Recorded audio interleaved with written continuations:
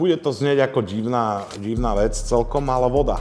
Ja mám rád strašne celkovú vodu, že proste to musím mať pri sebe ako keby. Doma slopem vodu samozrejme, ale aj keď niekde idem, proste idem na pumpu a tá voda tam je vždy ako keby.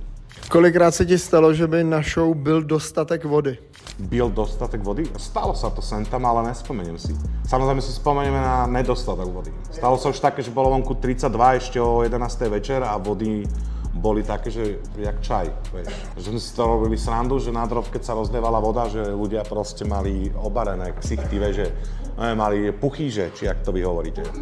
Laníže, puchýže, no a takéto. A že ľudia boli obarení, lebo bolo strašne teplo. Dáš si niekde i kohoutkovú vodu? Áno, to som vlastne hovoril, že doma pijem vodu, lebo vlastne tu je dosť dobrá voda a my bývame že na Žitnom ostrove a tam je že brutálna aj tá pôda. Miky, pomôž mi. Ne?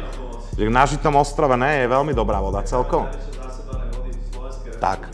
Tam je najlepšia zásoba vody v Slovenskej republike, ďakujem ti. Tak, a ešte aj sused mi hovoril, že ju dal testovať a že je brutálne, že vyšla, že fakt, že perfektne, že... Takže jsi úplně zdravý člověk.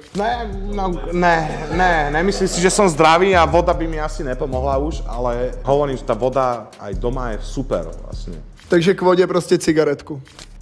Samozrejme, je to táto vec.